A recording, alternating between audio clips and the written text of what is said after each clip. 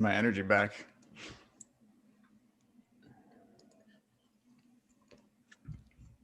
All right.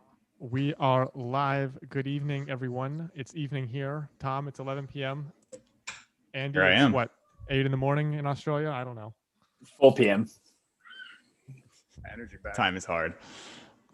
So thank you guys for tuning in to night 2 of our doubleheader here. I want to introduce Andy MacPherson, who is did I say it right? MacPherson? Yeah, MacPherson. It's very Irish of you, MacPherson. I like it. He is an extremely talented Brisbane-based photographer who I've been following and somewhat kind of Instagram friends with for a few years now, at least. And he does some incredible work.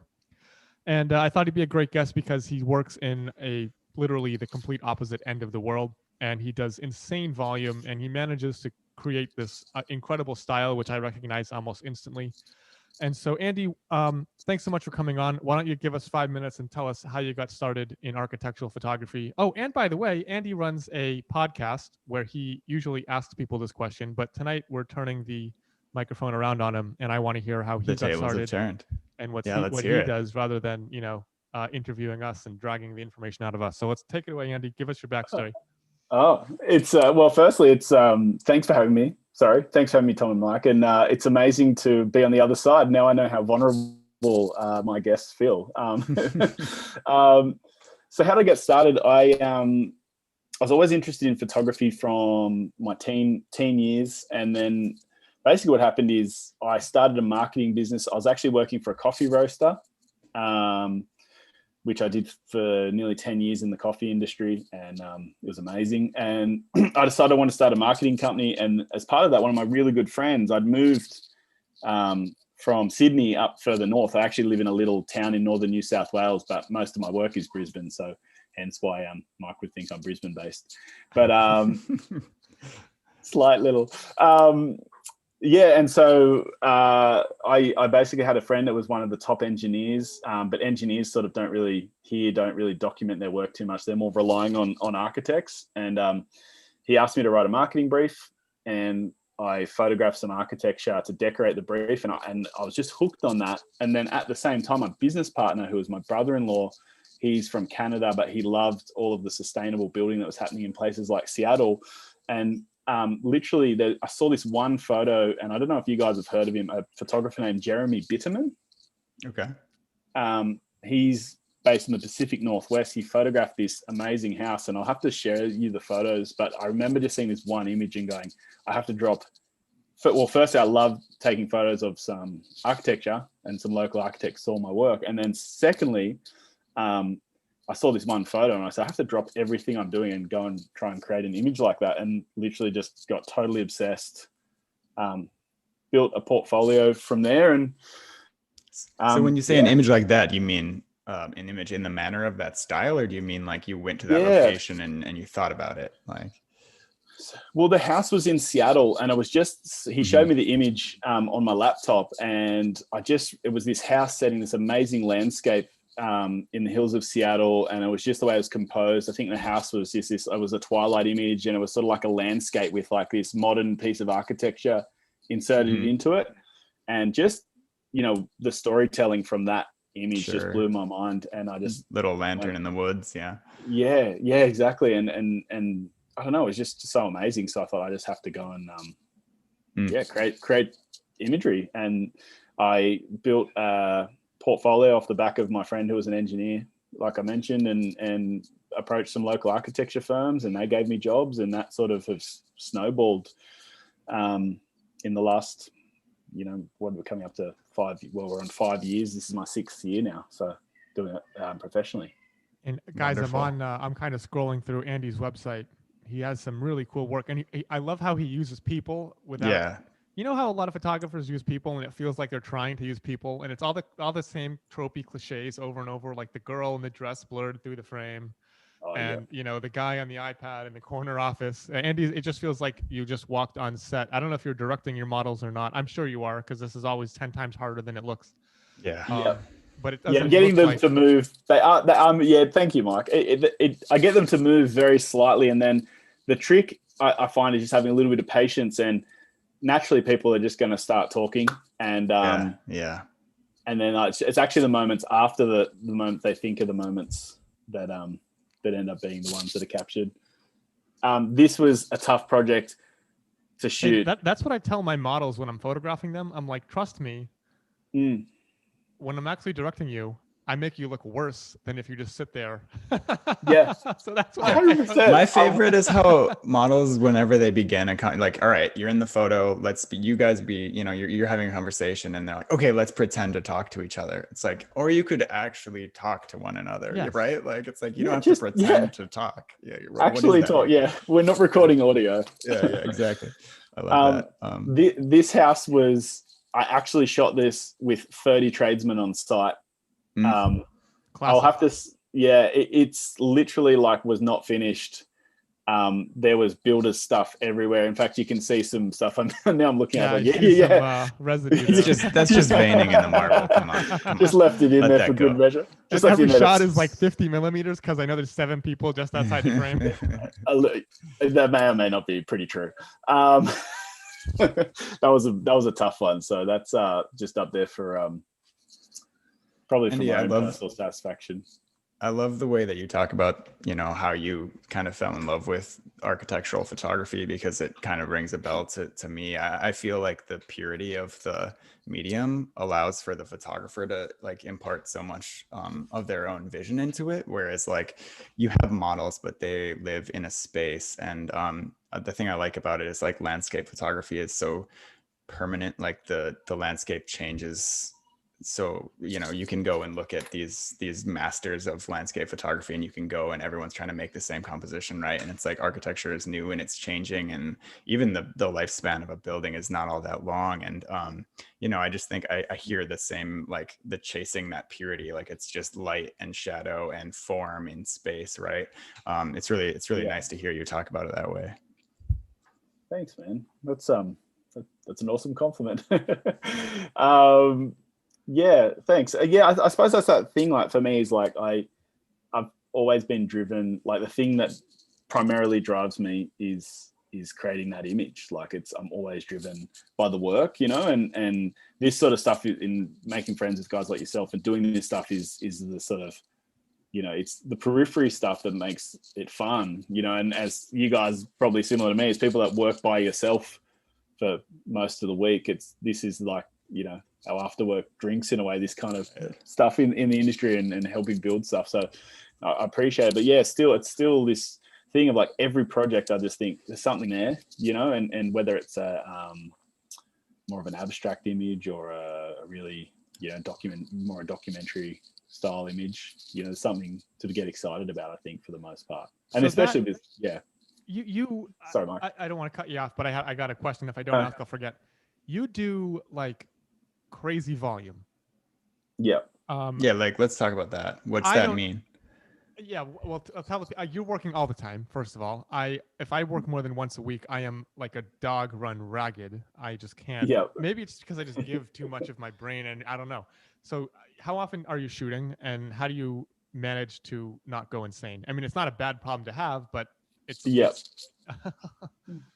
No, that's a good question. I think like so to answer the question, right now I'm shooting less, and I've made a goal of shooting less. I'm charging a little bit more as I've become more established and published, and so I can afford to shoot less.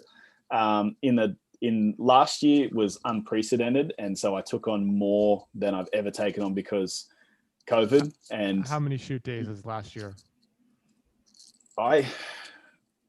This would be a high level guesstimate. I'd probably shot 3 to 4 projects a week last year. So like 250? Just minus some holidays. Yeah, 200-ish, maybe 150 to 200. This would be a high level guess, and delivered probably 4-ish thousand images last year. That's insane, man. I in my best years so far, I've done 120 shoot days, and like, holy moly. Are you doing like, what's your typical shoot day? Like in the summer, which like, are you doing 16-hour days? Like dawn? Yeah. Insane. Yeah. On a full day shoot, I will literally, so I feel you. And I imagine your summer days are longer than ours, but and your winters are shorter. But our I was just trying to think. In the height of summer, I'll leave home at 3:30 Queensland time, which is 4:30 a.m. my time, and I'll get home at 9:30 p.m. my time, which is 8:30. Because I live over. It's so annoying. I live 10 minutes south of the border where I work, and I'm an hour ahead. Anyway, as a side note. But so it would be, so to answer your question, 3:30 in the morning till 8:30 at night. Yeah, all right. That's similar to me. Or something, keeping track. What's that? Invoices? My wife works with me a little bit. I outsourced for the first time ever, trusted the outsourcing of some post-production last year. And then I quickly reeled it back in because I loved it and I love half of it, but it's just that thing, like you guys will know the feeling of outsourcing, you get it back and it just doesn't feel like your work sometimes. And it's so personal. So I find that I end up spending so much time after the retouchers worked on it that I just figure, why don't I just do this? It's gonna be in my control from start to finish then, right? Rather than somebody doing it and saving me an hour and then me taking 45 minutes to make it, mine again. So exactly. Part of retouching is you have to give up 20% of your vision, I guess, like almost no matter what. Perhaps. I mean? So coming from a studio where I worked for 7 years, right? And I was the retoucher for photographers for a while there.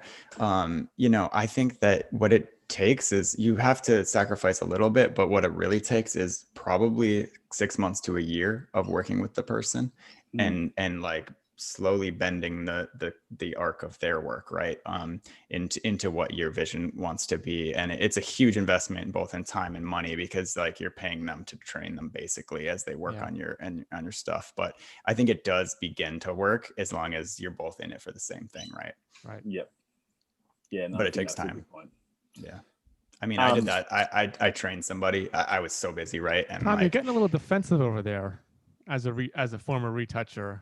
No. I'm not defensive. I'm just trying to say, like, I totally understand what Andy's saying. And Mike's taking cheap shots at me, and I've been up for 26 hours. Here he's being empathetic, Mike, you bastard.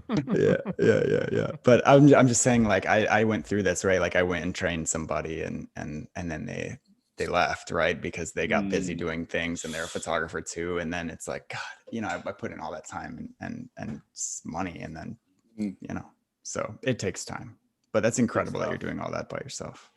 Yeah, well, mostly, but yeah. So the COVID thing, like I was subject to so many border closures last year. So all my work, like probably 90% of my work being over a state border, they could just shut it at a moment's notice. But I was essential for so long, and then I had like a 6-week period where they shut it, and I couldn't go to Brisbane, and so my mentality as someone with people to provide for, it was just, I just need to take on everything I could. I hear that, because then I might not work for 3 months. So, but that never eventuated. And it's a little bit like, and so for people out there that are just starting, it's a little bit like that when you first start. And I think you do have to overextend yourself when you start. I remember the advice was like, bite off more than you can chew and chew like hell. And so many of my clients, they've grown up with the starving artist mentality as architects. We don't have that same commercial push here in Australia. And so they're literally taught at university, you're going to be a starving artist. You're not going to be a millionaire as an architect.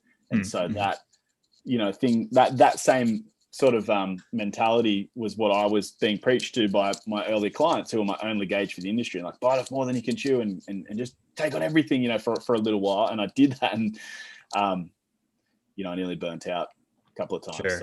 Sure. It was it's good and bad advice. Yeah, but I think it allows you to find if you have what it takes, right? Like you can bite off all you can chew all day long, but if you can't deliver, right? I think I talked about this with Mike, but we used to talk about like being a photographer as a tripod, right? One leg is being a good photographer. The other leg is like being a person that people want to actually work with. And then the third leg is being able to deliver every time. When you have 200 shoots, you can't just tell your client, hey, I'm sorry, but I took on 80 other jobs and you're going to get your stuff in December, right?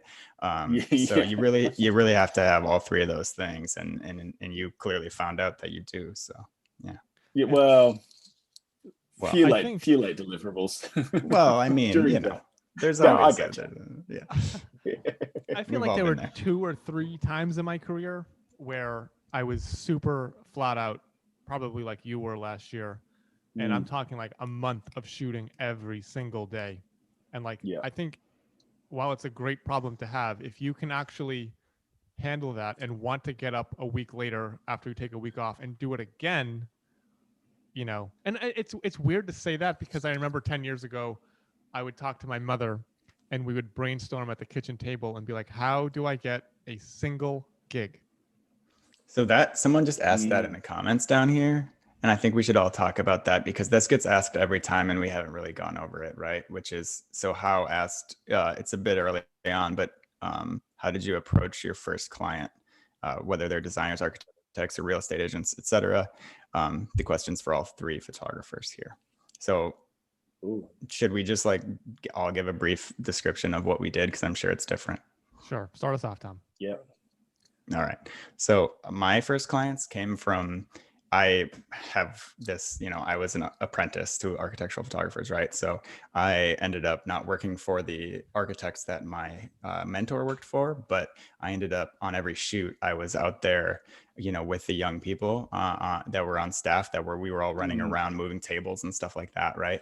And so I did my best to integrate myself into the young architecture community. I would go to lectures. I would, do whatever I could to meet people. I would volunteer to help the local like architecture publication with photos and stuff like that.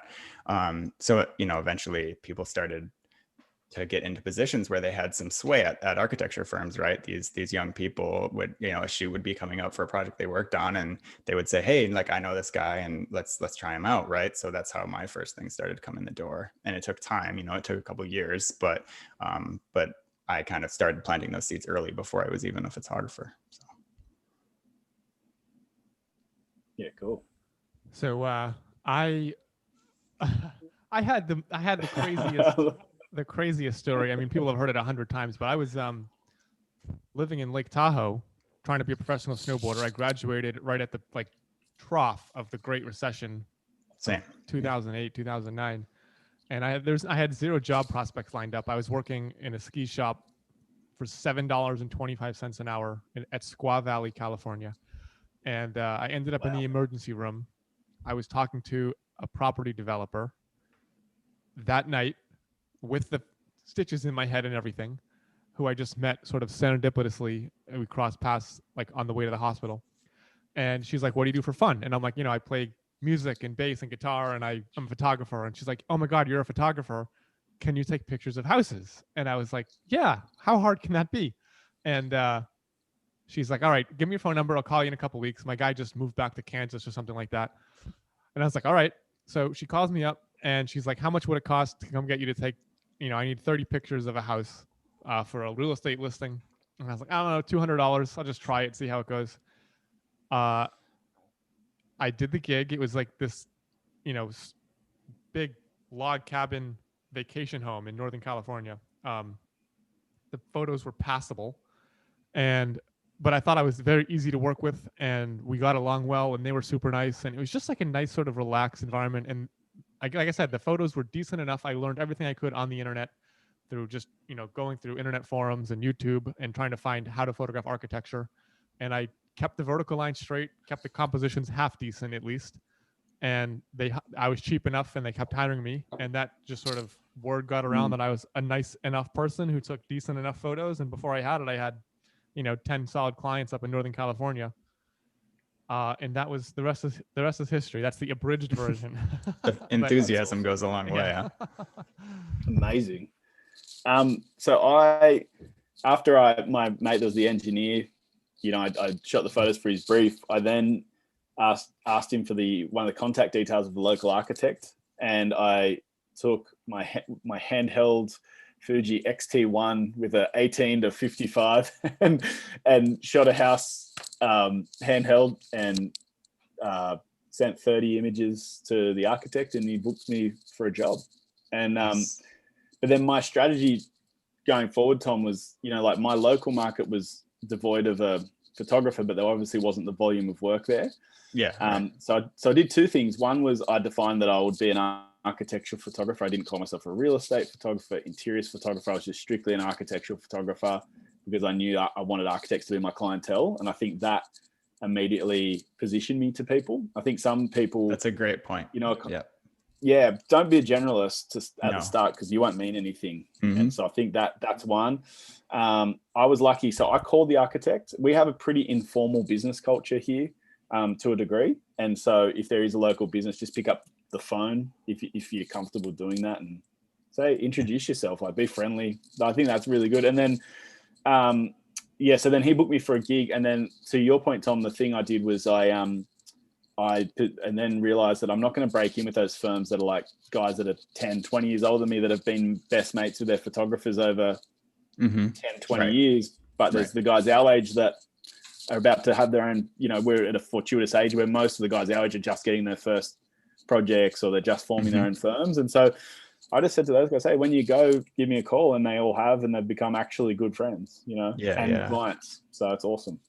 And that's the really exciting work too, because they take just so much pride in it, right? Because it's those first projects, and exactly, it's so fun. And what you do means so much to them because it counts, Yeah, exactly, and vice versa, and I love like when you get a really good young architect and they've got all the tricks of the trade, but they're savvy enough to know like, hey, budget means restraint. It doesn't mean compromised product to a degree. Not in every circumstance, and so you get this really wonderfully creative small budget stuff, and I love shooting that stuff because also I do too. I intentionally take those shoots on, because it matters like more, like I always tell people no matter what the budget is, within reason, we'll make it work. Yeah, that's a good thing. Like I always do sort of think it's great if you're able to. A number of my clients, I got in basically on the ground floor of their business, and that is one of those people are like, don't ever work for free. And like,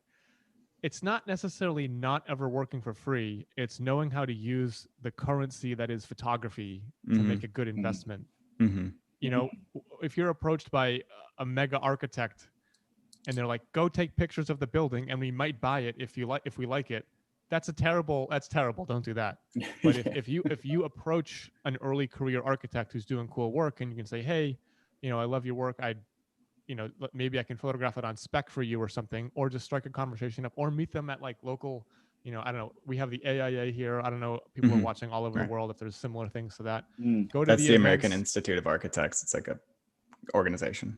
Meet the people, hobnob a little bit, interior design events. Like it's okay. Like there's people starting, you're starting in photography, they're starting in their design trade. You can make an amazing investments with the right, like I call it photographic currency, and get in on the ground floor of their career. You guys can grow together. I still have clients that I've shot for 7 years ago who are doing crazy stuff now, and they always call me up to shoot it. And yes, I took a hit on it when I shot it 7 years ago, but now they're paying full rate and they're doing crazy work. I'm doing crazy work. Everyone's happy. Yeah, when I was an apprentice still, there was a guy in Chicago named Kelley. He runs a program called Moss Context, and they bring in, it's a publication, and they bring in lecturers and things like that. And back when Building Blog was really big, Jeff Manaw, they were coming in to give a lecture, and he needed someone to photograph it, and he knew my name, and he called me up and he's like, hey, I have no budget. I do this publication out of my house for free. Can you come and take some photos and a video? And I was like, I have no idea how to do a video, but yeah, I'll come and do it because, I like what you do. And you're not making money on this either. Right. So that was in like 2012 or something like that, right? We developed a friendship, and long story short, he curated the American Pavilion of the Venice Biennale in 2018. He was one of the curators, and who called me up, Iker Gil, and I flew out to Venice and met a bunch of, rock star people out there, and I got paid great money for it. And it just goes to show you, right? Like you plant seeds, and all this takes time though, right? Nothing happens like a meteoric rise takes time, right? Even that funny takes that time. You said, what did you mention? Son of a, too much whiskey. Iker Gil, Building Blog, Venice Biennale. Water, not whiskey. No, you said, you made a great point about, what was it? Oh, shit. Moving on. I don't know. I missed it. You did say something great. It's in there. I lost it because I waited. I didn't want to interrupt you. I was trying to be a polite you know, and I waited too long, and now it's gone. So I did see another great Oh, question. what do you? Go ahead. What? Sorry, I'm going to interrupt you. Tom, what are you drinking? Is it apple juice or whiskey? It's chamomile tea. The world's I'm wussiest living life drink. on the wild side here. I have a 4-month-old kid, and we talked about this beforehand. But I've been up since 1:30 in the morning, Chicago time, and it's now 11:30, and he's probably going to be up in 2 hours again. So I'm just trying to like chill, so that the minute this is over, I can just hit the pillow. You know. Yeah. You're doing good, man. Thank you. What are you drinking, Andy? Well, I found some tequila and I drank all of that. So now I'm just drinking sparkling water. I love tequila. I'm a huge fan. Sorry, Mike. Question.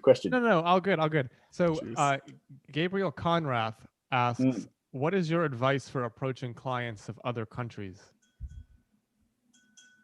Well, I've only ever done it once. I've only done it a couple times. Usually, it's the other way around. They approach me. I don't say that in like a douchey sort of way, but it is a huge. I mean, hypothetical here. Say you're a photographer and an assistant from Sweden emails you and says, "Hey, I want to work for you. Can you guarantee me anything?" You're going to be like, "I'm flattered, but there's really nothing I can do."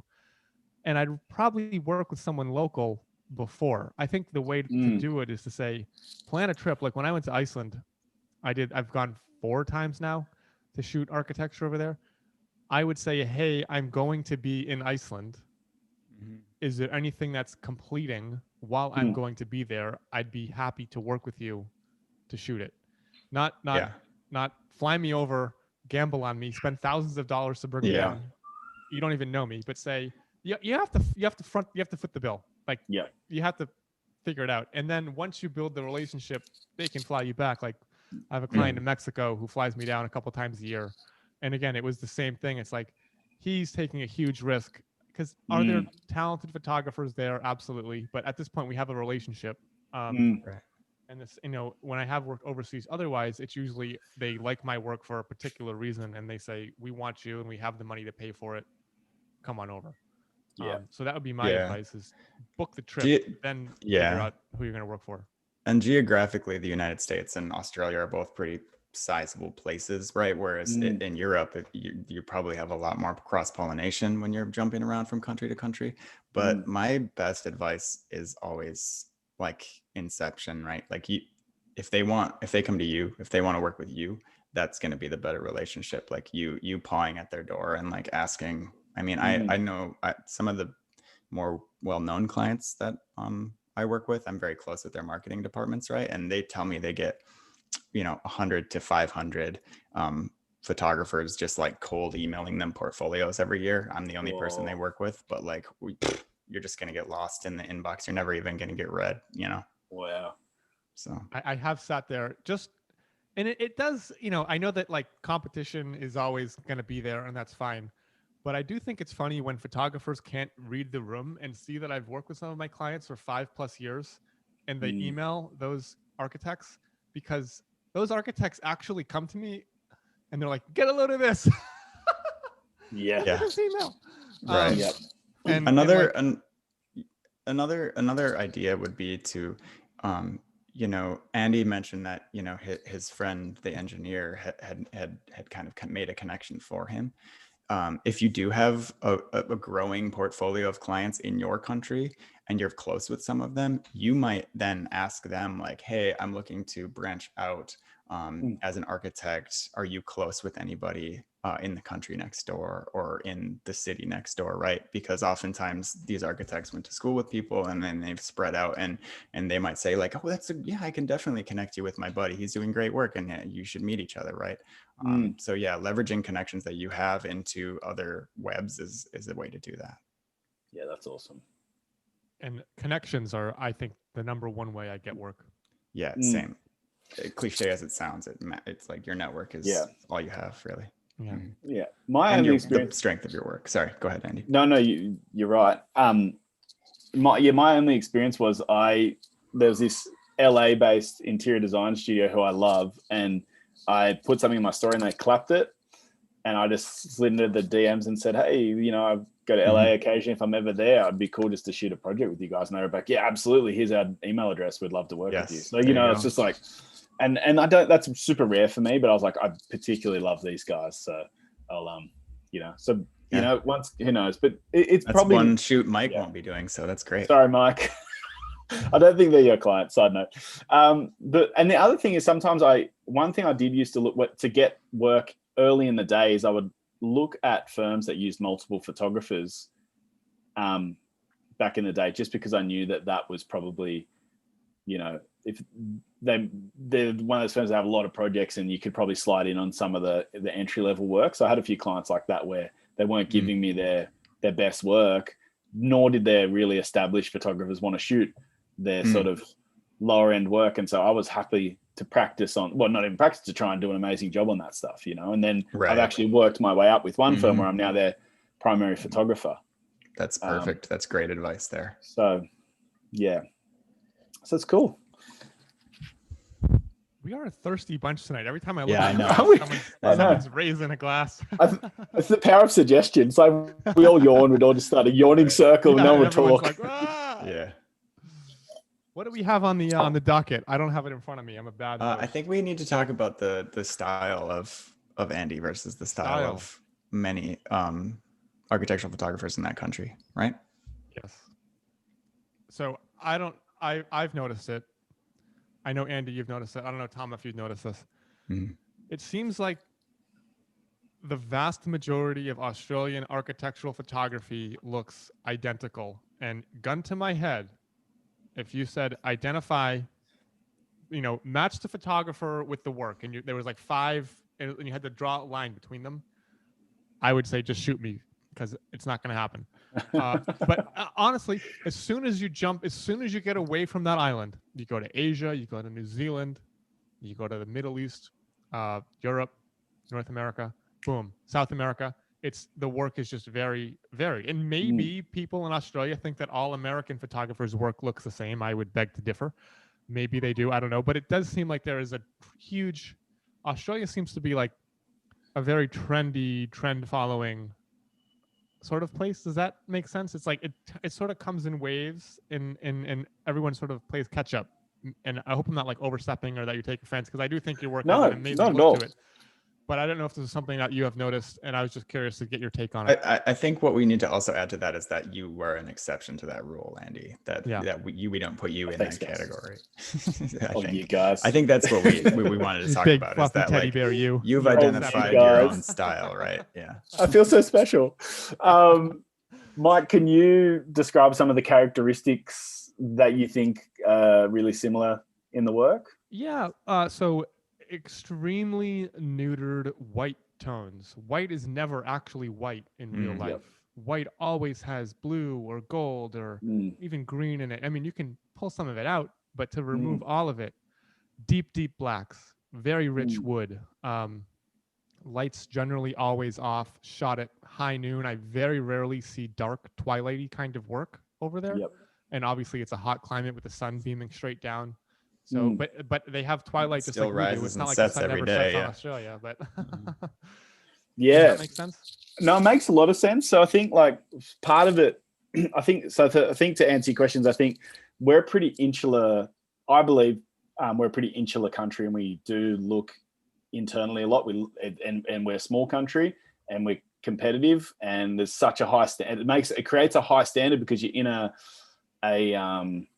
what's that word? Like you're in an incubator, like you're in a pressure cooker, because we don't have the spread of population like the States. We're a tiny, isolated island, and everyone seems to be aware of what everyone's doing. And so I think that translates into architectural style, and you might have leaders in the industry, and then their photographers might be the leaders because they're documenting that work early on. And then you have people that are taking those trends and then sort of copying them, and so the architecture itself and the photography that they want can be pretty homogenized, I think. And that's not to say that it's bad. It's good photography. It's good photography for sure. The composition, I mean, I do think that Australia in general has a very good handle on composition. Yeah, it just seems very homogenous to me. Yes. Homogeneous. I'm sorry. I'm Yeah. one with No, you're good. Homogeneous is Uh, correct. Yeah. and I just wanted to get yeah, it does make sense. But does it seems like almost maybe architects like to hire for that look because that's what's expected as well. Mm. Is there a shred of truth in that? Yeah, I think so. There is certain like photographers, like it feels like for certain brackets of the industry, there's a very anti-twilight movement. Like they don't like lights on, but I think they're normally kicking back against people that aren't very good at twilights. Like I don't think there's a lot of great twilight photographers in architecture in general, if I'm really honest. And that's something like, I loved your stuff, Mike, and more of the twilight stuff in the States. Obviously Australian, there's a real aversion to our real estate style is the same as yours, but probably worse. It's like, bracketed flash shots shot with a 15 mil in the corner of the room and with all the lights on. And so I think there's a kickback to that being the probably more publicly perceived style of photography to our general public, not crisp elevational architecture images that may be shot on a 24 or a 35 versus like 14 in the corner of a room. And so I think there's a industry kickback against that. And yeah, definitely Australia certainly also has a very immediately identifiable real estate photography style. Oh yeah, it is no offense. It's shocking, actually. It is jarring. It is so obvious. It's funny how that's a dirty word, It is unfortunately. It shouldn't be. Let me see if I can find some. I'll pull it up. There's some real estate photographers and real estate agents out there that are listing architectural homes, and they're pushing that into the marketing, and so they're getting great people like Brock Beasley, who I can think of, and guys that are pretty good to shoot their stuff, But the other thing, I think regionally you can break down some of the styles. So from Brisbane to Sydney to Melbourne, I think even within regions there's trends. Like I can pick a lot of Melbourne stuff, but having said that, if I look at people like Sharon Cairns and Derek Swalwell, in Melbourne, and I look at I'm trying to think of someone like Tom Ferguson in Sydney, Christopher Frederick Jones in Brisbane, they all are real leaders with distinctive styles, and I think sometimes they're setting the pace. And we've got really strong magazines that everyone wants to be in. I think there's a certain style in those magazines people are trying to appease to get published there, and I think it can contribute to the homogenization. I think part of the homogenization too comes with, in my mind, there's sort of two types of architectural photography in general, which is what I hope, try to do, which is to have our own distinct vision, style, voice in the medium. And then there are technicians, right? Like there are people who need a shot list who it's like the walls are white, the ceiling's white, the view is dropped in too heavily, right? Or what have you. That's generalizations. But some architects, that's what they want, right? They want to be in complete control of, they give you the shot list with the little wedges for each location. They're numbered, right? And they maybe wonder what time they should shoot them at. And I have plenty of wonderful clients that's where we start, right? And that's a helpful thing to start with because it tells you what is important to their story. But there's a difference between being a technician, which is like, hey, I need this shot. You bring the camera and you give it to me. And somebody who, Andy, your work is from, I've looked at it now for quite a while. And the words that I would use are like, there's like sort of an ethereal quality to it, right? Like sometimes you're wondering what is back there at the back of it, which is really nice because when someone hires you for your style, all you have to do is deliver what you deliver because that's what they want, right? Whereas if you're a technician, they can split hairs with you a lot because they can say like, this wood isn't the right tone. Why is it too red, right? Yes. And it's like, well, it's too red because that's how it looked because we lit it and the sun was coming in and it was bouncing off the floor and, whereas they want it just sterile. So I think that's really something for all photographers to think about is like when you're getting pushed into that corner of being a technician. It's a great point.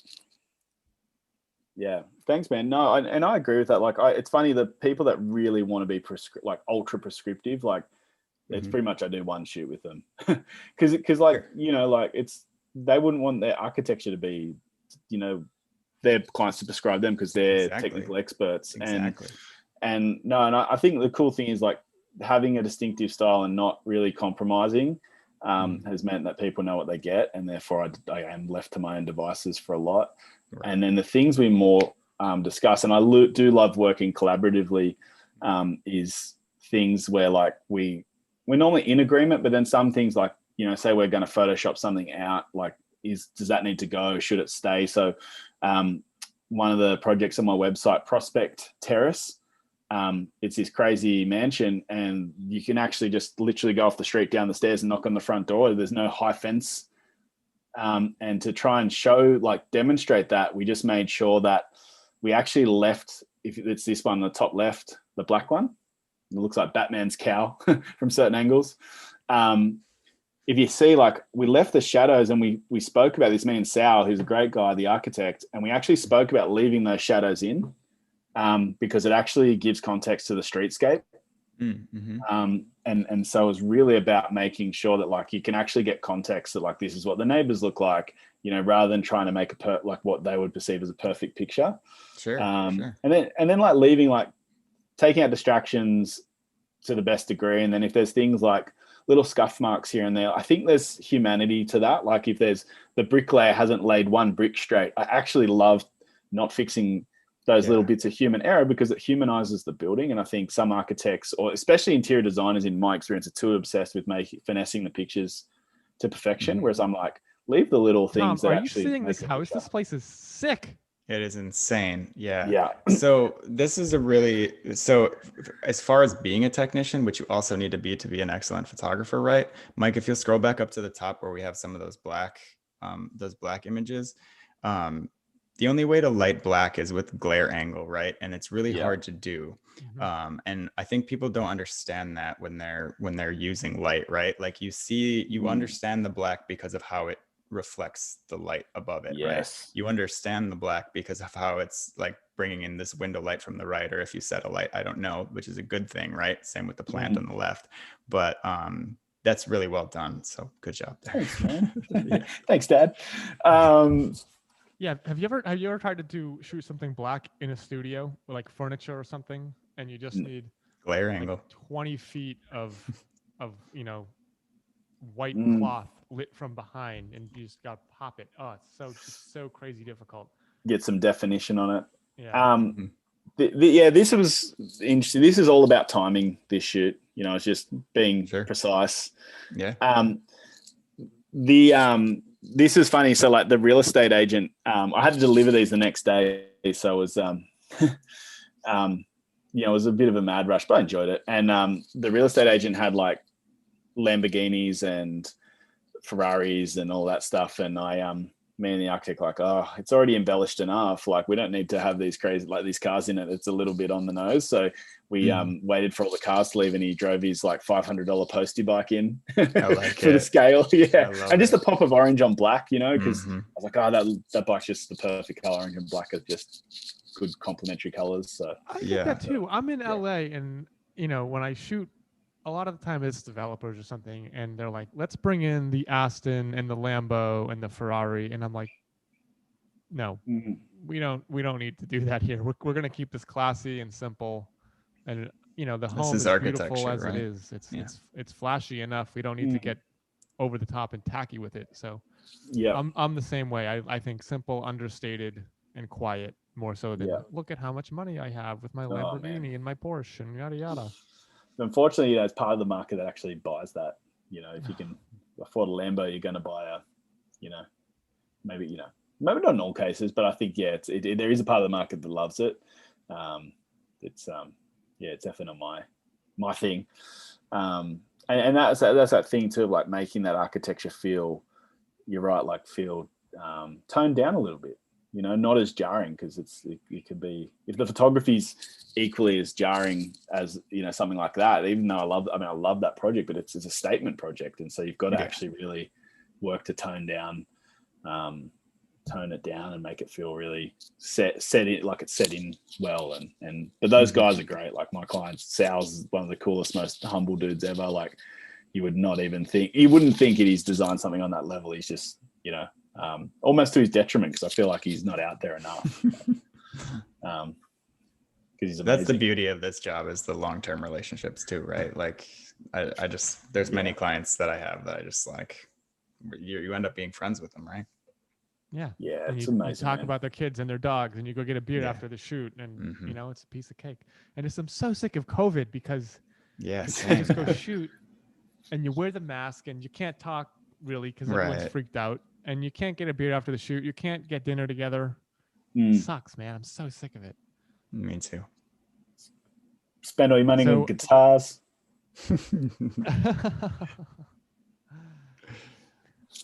What other viewer questions have we got? Let's see here. Do we get any from Instagram this time?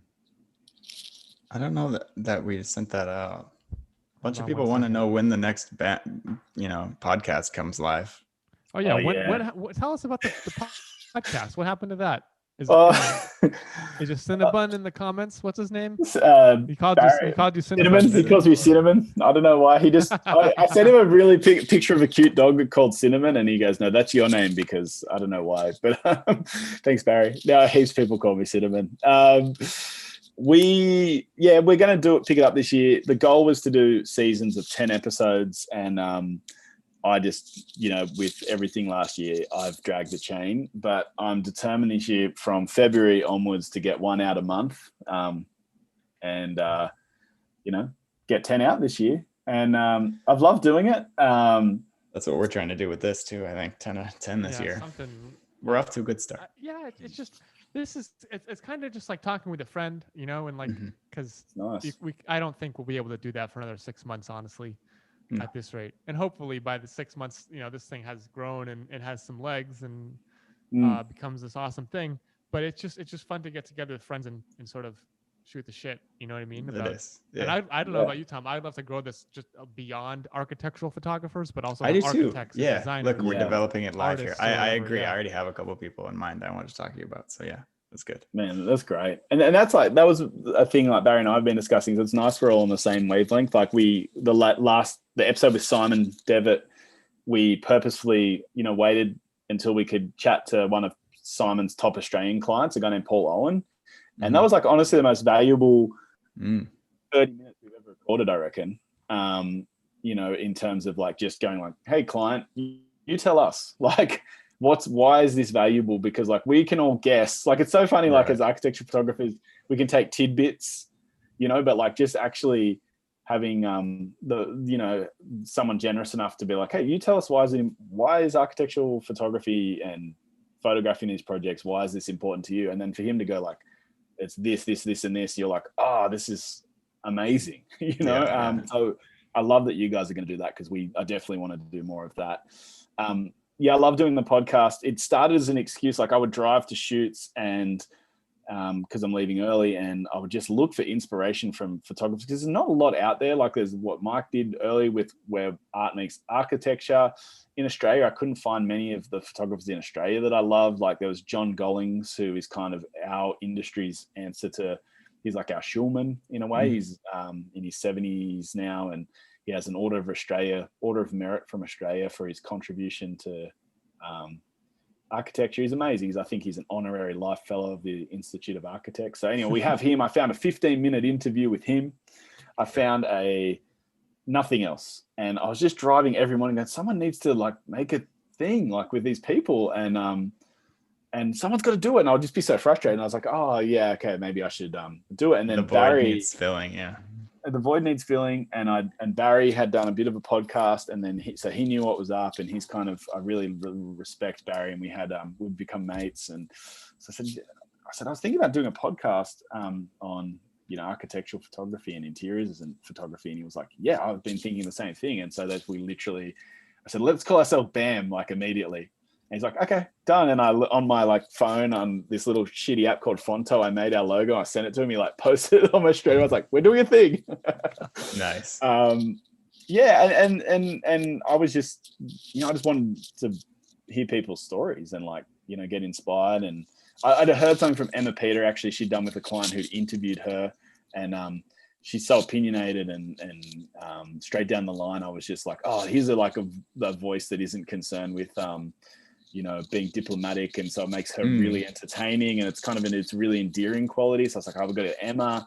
We started with her, and then I was like, oh, there's no way Mike would ever be on our podcast. And we emailed Mike, and Mike was like, yeah, I'll be. So it's second episode, and so we just, I don't know, it feels amazing. It's cool to chat, and I like also giving people a chance just to talk about their career. Like it's hopefully it's like a validating experience, because I love hearing other people's, especially their struggles, because I'm like, oh my god, me too. Like yes, yeah. I should be a lonely career. Yeah, it is. It is. Yeah. I should be drinking with my architectural bingo cup. Architectural photography. That's my favorite cup. It's in my cupboard. I love that. My kids recently broke. I went to Seattle and I got a what's that thing called, Stumptown cup? The diner style cup, and I bought it there in like 2013 or something. And I brought it back home, and I've just cherished my Stumptown cup for coffee. And my kids smashed it the other day, and like as soon as it smashed, I ran to the cupboard and I was like, is my bingo cup safe? So like my bingo cup's just be like living. It was like living in my office for a week. So you they keep that thing in like a little Zorb ball. Yeah. Yeah. Along with the preserved heads of past presidents. Sorry. Right. We got 10 minutes left. There's two questions that came in that I want to get to. I'm going to set a timer on them both. Go. And number one, how do you deal with licensing your images in Australia? Ooh. Number two, your workflow and how you shoot in your style. Do you, we can leave that for the second, but that's a big boy question. You use natural lights, tripod, handheld. We'll get there. But first, let's hear about your licensing. So licensing, I spell it out up front. In fact, I have my basic licensing terms here, and they pay for the shoot, and they pay so it's a one-off fee that includes the time on site, the retouching, and the licensing. My basic licensing is they can use it for their Instagram and their website, and I just put that in perpetuity because, like, why would I recharge a 30-year-old architect? Hey man, it's been 5 years. Pay me another $1,000. Plus, you do 200 shoots a year. You're gonna chase down 7,000 people, 7,000 shoots when you're 54. Lucrative, but mind-numbing and infuriating for your client. It's so the opposite of what I'm about. So, website, social media, in perpetuity. They then can submit it for their awards, which is totally fine because everyone has industry awards, so it's covered for that, and it's covered for editorial submissions. Not editorial publication necessarily. I cover digital, but publication, I reserve the right to work out a fee, especially if they want exclusivity. So really simple terms. It's all spelt out in a 3-page document. They know, and the exclusions are you can't give to third parties, no print advertising.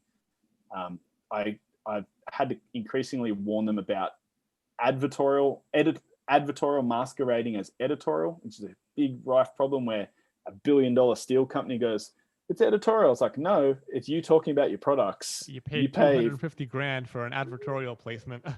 Yeah, totally. But it's advertorial. So, and anyway, so that's one. So there's half a page on exclusions. Sorry, it's 2 pages on inclusions and 1 page on exclusions. That's what it's a 3-page document. There you go. Simple. And so do you do cost shares if multiple parties want to get involved up front? Yeah. So I just add, if they get involved up front, I add a percentage to the fee. And then after the fact, they can license on a per image basis. Perfect. Well, I mean, that sounds like very similar to what I do. I like your editorial submissions are covered, but actual publication is not. I might adopt that one because I do run into that where the pictures just all of a sudden end up in Joe Schmo magazine, and I'm like, I didn't hear about that. But people do get kind of grouchy if they can't submit. You know what I mean? Like, so I might steal that one. Yeah, and it's just a line. Yeah, just put a line in the email. Hey, here's here's the Pixie set or the Dropbox with the images. Just email our photographer if you're going to run them, and he'll work out the fee, the licensing with you. Perfect. Next question: how do you achieve the Andy MacPherson style? Well, I don't know. That's a good question. I think the architecture and where I live informs my style, but be as natural as possible is my advice. I try and take a mental snapshot of how it looked because I like to embellish reality a little bit. And one tip I'll give you, and you touched on it earlier, Mike, is when I'm removing color casts, I don't go 100% or even 90% of the way. I just go to what feels natural and right and what felt right in the space. So if you have a wooden floor that's orange and there is horizontal sun bouncing off it and illuminating the roof, it's going to have a little bit of orange and yellow in it. Leave a little bit in. Don't leave it all in because the camera exaggerates it and it looks awful. If there's a blue sun shining from a blue sky and it's making the floorboards a little bit blue, don't take out the blue 90%, 100% of the way. Just gauge what's normal. Take it out 30% of the way. Take it out 60% of the way. That's a huge part of important. Achieving my look. Yeah, and then timing. Like, I love horizontal sun. That's why I get so much contrast in my shots. Leave the blacks. Like, bring back the detail a little bit if you have to, but don't crush them. You know, because blacks are almost never ever crushed, but don't brighten them so much that things become flat and too even. Look at that histogram, man. Like, it can't start 30% of the way up, right? Yeah, exactly. And it's just I don't know, it's just a philosophical thing. Like, I can't do work that isn't true to me. And I can't, I'll go back to a photo. Like, I go through the set after, I'll put all the set together. I'll scroll through it. And if one jars me because I'll go back and fix it until it's cohesive in the set and it feels balance like the tires again. Right, everything should be cohesive. Exactly. So yeah, just I don't know, just obsess. And I think a lot of people most people think, everyone's always going post-production. It's like, no, like, it's actually your timing on site. Yeah, you can't polish a turd that much. Like, you can't create a beautiful contrasty scene if you shot it at 12 in the day. It's not going to be exciting. Shoot it at 5 in the morning when sun rises. Like, then you're going to get some contrast. Don't try and add it in after the fact. It's like putting fake sugar in shit. It's disgusting. Nothing good ever came easy. You got to get there if you want it, Yeah, got to be tired all the time. Do you use any supplemental light at all, or are you all natural? Rarely, and occasionally reflectors. One time I had an afternoon shoot and a lot of the action was happening on one side, but the kitchen was on the other, and they didn't have the budget or the time. They couldn't get there in the morning. So I set up a giant silver reflector on a stand and bounced the sun back in as if it was morning light. Very nice. So it kept that's rare. So occasionally we'll lift some stuff here and there with some reflectors. Rarely I'll pop a little angular flash to give a bit of lift. You just leave it in the car and, Yeah, I literally do. I leave it in my trunk and I don't even take it out. 100%. Like, I really, and then sometimes like, I probably should go get that. I was like, yeah, something will happen. I've got a white shirt on. Oh, that'll do. Yeah, there you go. Anyway, that's good. So yeah, that's it. And take out the distractions is a huge part of my my workflow. So, and then that's really like just, it's just that thing where it's like that, what feels right, as much as that's annoying because it's not replicable and it's not. I have certain areas that are super methodical and certain areas of my workflow that are super selective based on a case-by-case basis. And I think that's how life works. Like, you have some things that can work in formulas, but not everything. And as soon as you do that, you're going to create pretty homogenous, boring work, I think. Well, that was great insight. Indeed. That's been enlightening for me and cool to see how you work, because I've always wondered, are you using lights? Are you getting there at 5 a.m.? Yes, you are, 200 days a year. I just can't even imagine doing that. Nothing good happens before breakfast, so I don't know how you do it. Not this year though, just as a disclaimer. Not 200 this year. Ladies and gentlemen, that is Andy MacPherson from a little town not in Brisbane, but an hour north of Brisbane, not in the same time zone either, just in case you were wondering. We can't thank him enough for his time and giving us a glimpse into architectural photography on the other side of the world. Andy. So absolutely. Thank you. Pleasure, Tom. Pleasure. Yeah. Thank you. You're very welcome. I'm going to put a link to his work and Tom's work and my work down in the comment section below. If you guys have any questions, leave them in the comments. We check periodically and get back to everyone. But yeah, thank you guys for tuning in, and we'll be seeing you next time. Thanks again. Yeah, Andy. and thanks for the questions in the comments as well. Appreciate it. Thanks, guys.